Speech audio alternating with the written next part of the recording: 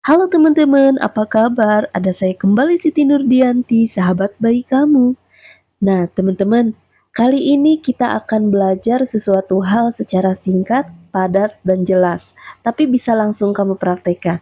Praktekkan untuk merubah hidup kita sendiri ke arah yang lebih baik pastinya ya. Nah, kali ini kita akan membahas tentang apa, Mbak? Kali ini kita akan membahas sebuah hal yang paling sering ada di benak pikiran kamu dan juga paling sering membuat saya jadi sedikit kesal loh. Karena kerap kali ada orang yang salah tafsir mengenai hal yang ini. Emang hal apa tuh Mbak? Kok bisa-bisanya banyak yang salah tafsir? Benar. Kali ini kita akan membahas bagaimana sih cara cerdas untuk menghadapi mantan. Waduh, siapa nih di antara kamu yang mukanya sekarang udah senyum? Kamu tuh ya, yang tersenyum adalah tersangka utamanya. Bener? Kok senyum-senyum? Senyum-senyumnya kamu itu karena kamu merasa itu adalah kamu kan? Yang selama ini kayaknya belum tahu gitu. Bagaimana sih caranya menghadapi mantan-mantan yang ada di sekitar gue? Nah, tanpa banyak basa-basi yuk kita langsung aja bahas bagaimana sih cara kita menghadapi mantan dengan cara yang cerdas. Teman-teman, kalau kita bicara soal mantan, banyak di antara kamu mungkin bertanya-tanya, mantan itu makhluk apa sih Mbak? Wah, mantan itu adalah sebenarnya manusia yang pernah menjadi bekas dalam tanda kutip di dalam cerita kehidupan kamu. Betul, bekas. Bekas yang saya maksud di sini bukan berarti negatif ya. Bekas yang saya maksud di sini adalah mereka pernah ada dalam hidup kamu. Bahkan mereka juga pernah loh sebenarnya membuat diri kita ini, membuat diri kamu menjadi bahagia. Betul apa enggak? Nah, bagaimana sih cara cerdasnya untuk menghadapi mereka supaya kita tuh tidak jadi orang yang lebay gitu, berlebihan.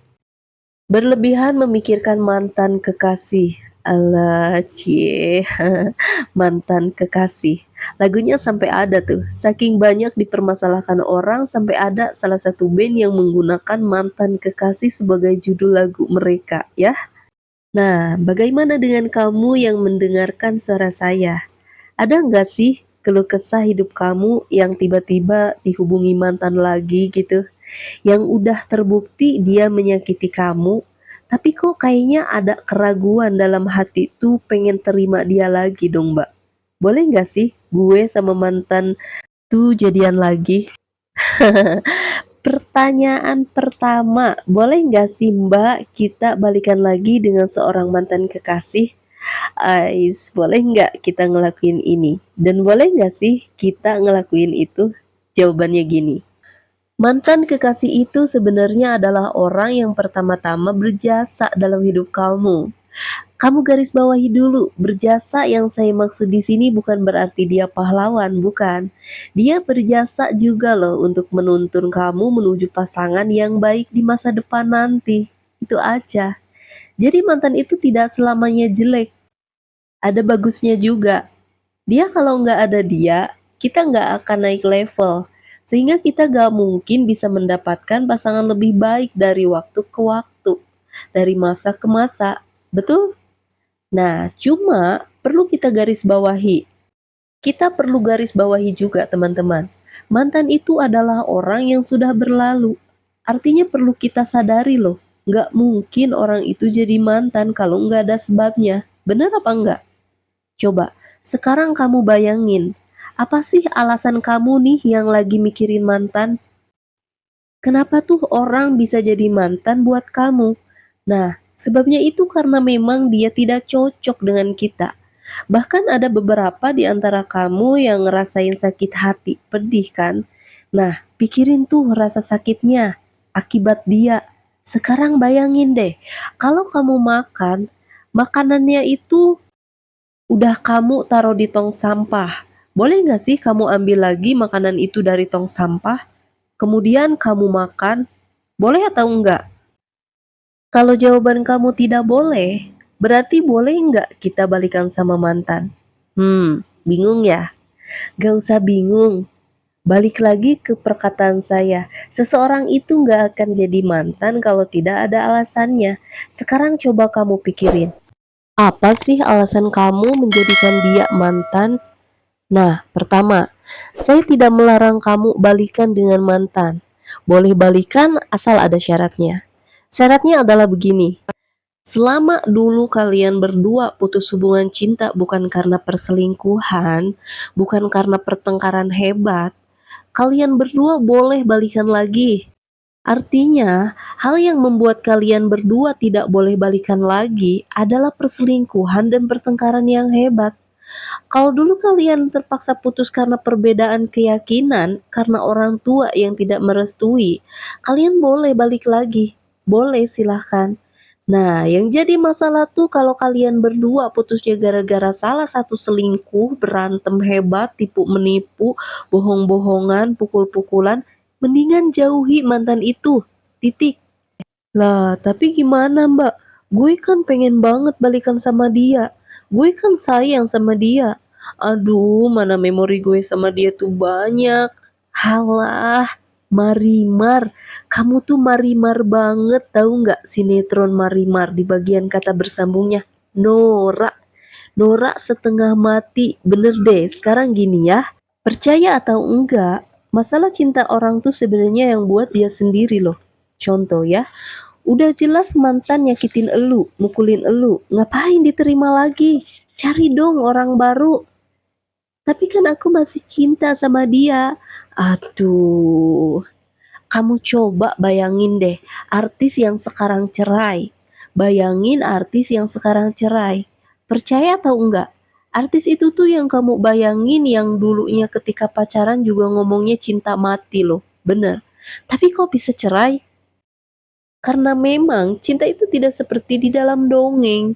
Cinta itu teman-teman adalah ketika kita bisa menghargai kekurangan dia, bukan mengagumi kelebihan dia. Mulai jelas ya? Jadi kalau kalian berdua nanti bersatu lagi nih, padahal dulu putusnya gara-gara pukul-pukulan, perselingkuhan, caci-caci makian, dan sebagainya, percaya atau enggak, itu akan terulang lagi. Nah, itu yang pertama mengenai pertanyaan boleh atau enggak sih balikan lagi sama mantan. Pertanyaan kedua, Mbak, boleh nggak sih kalau kita berteman dengan mantan nih? Kan ada tuh kata orang, kita boleh temenan sama mantan. Berarti boleh dong kalau baru putus sama cewek atau baru putus sama cowok, terus kita berdua deketan lagi gitu, jadi sahabat, boleh kan? Boleh dong. Jawabannya adalah bilang aja pengen modus. Lah, kok modus Mbak? Kan boleh jadi sahabat, boleh jadi temen dengan mantan. Kenapa sih? Sekarang jujur deh, bagi kamu yang sekarang baru putus kemudian mendadak pengen jadi sahabatan lagi sama mantan, bener gak sih kalau dalam hati kamu tuh sebenarnya kamu pengen balikan? Iya kan kamu pengen balikan sama dia, belum ikhlas kan pengen jauh dari dia, bener gak? Kalau kamu jujur, kamu akan katakan, "Iya sih Mbak, gue sebenarnya pengen tuh ngambil kesempatan, siapa tahu bisa balik gitu. Iya kan jadi temen dulu." Nah, itu tuh. Itu adalah cikal bakal asal muasal terjadinya manusia yang tidak pernah move on alias gagal move on. Kamu pernah lihat nggak orang yang gagal move on? Atau jangan-jangan kamu nih gagal move on? Tahu nggak sih kira-kira penyebab orang gagal move on itu apa? Orang gagal move on tuh penyebabnya karena dia terlalu banyak modus, terlalu banyak modal dusta untuk mendekati mantan lagi, mantan lagi. Alasannya banyak. Ketika disuruh move on, ah nggak apa-apa jadi temen lah, kan temen nggak apa-apa dong mbak. Akhirnya gak move on. Ketika harus meninggalkan benda-benda yang ada hubungannya dengan mantan, ah jangan, kan bisa dijual. Alasannya ada aja. Nah, terus, boleh nggak mbak kita temenan dengan mantan? Jawabannya boleh dengan syarat, ada syaratnya nih. Pertama, kamu tidak boleh berhubungan dengan dia sama sekali selama 6 bulan pertama semenjak kamu putus. Jadi setelah kamu putus, kamu simpen tuh barang-barang mantan kamu, blok sosial media mantan kamu, hapus nomor teleponnya, kamu hapus-hapus-hapusnya, itu SMS, WhatsApp, semua hapus total, hilangkan jejak dia selama 6 bulan. Kenapa? Karena 6 bulan ini yang akan membuat psikologi kamu, alam bawah sadar kamu kembali bersih, di-reset menjadi nol kembali. Itu fungsinya 6 bulan menjauhkan diri. Nah, nanti setelah 6 bulan berlalu, kamu udah jadi orang netral lagi. Gak ada tuh pikiran-pikiran modus pengen balikan lagi dengan dia, pengen balikan lagi menjadi kekasihnya, akan hilang total. Dan itu adalah saat yang tepat untuk kamu bisa jadikan dia sebagai teman. Itu cara yang benar. Gimana teman-teman? Udah jelas ya? Nah, sekarang kesimpulannya begini. Kita nih sebagai manusia biasanya akan memiliki beberapa orang yang memang punya kesan buruk dalam hidup kita. Nah, biasanya orang itu disebut para mantan. Nah, pertanyaan berikutnya, bagaimana Mbak sampai gue bisa menemukan orang yang lebih baik daripada mantan kekasih yang mungkin baru saja kamu tinggalkan? Caranya kesimpulannya adalah pertama, kamu lihat dan sadari apa alasan dia menjadi mantan buat kamu. Apakah karena suatu hal yang berhubungan dengan pengkhianatan atau mungkin kamu dipukuli, dibohongi? Kalau memang iya, tinggalkan ya. Hilangkan keinginan untuk kembali kepada dia, apapun alasannya. Tetapi, kalau kalian berdua menjadi mantan alasannya karena tidak direstui atau perbedaan keyakinan yang memang sudah teratasi, kalian berdua boleh kembali. Jelas? Nah, itu yang pertama. Sekarang yang kedua, seandainya kamu ingin berteman dengan mantan, boleh, boleh dan boleh. Tapi 6 bulan dulu ya, hilangkan dia dalam hidup kamu sehilang-hilangnya.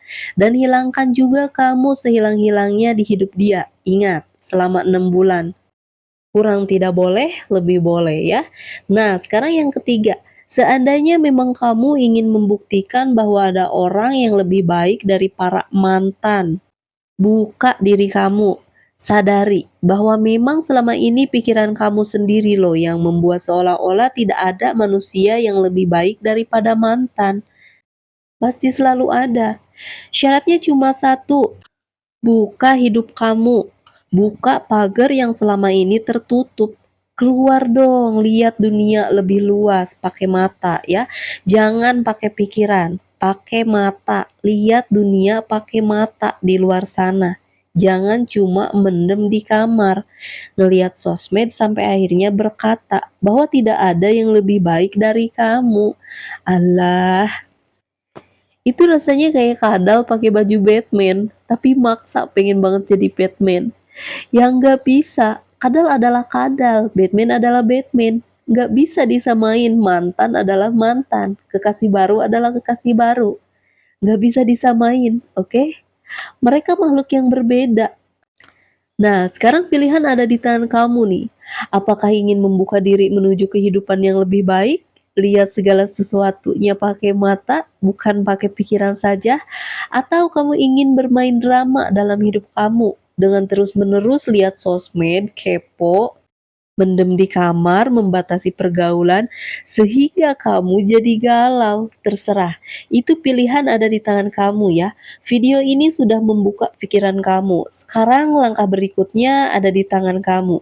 Lakukan apa yang ingin kamu lakukan dan terima resiko yang betul-betul dengan sesuai langkah yang kamu pilih. Jadilah manusia yang dewasa dan jadilah sahabat saya yang bijaksana. Jika kamu suka dengan video saya ini, coba klik jempol ke atasnya dulu, silahkan. Sudah? Terima kasih. Masih ada saya, Siti Nurdianti, sahabat baik kamu. Tetaplah semangat, teruslah berbagi dan saling menyayangi. Bye-bye.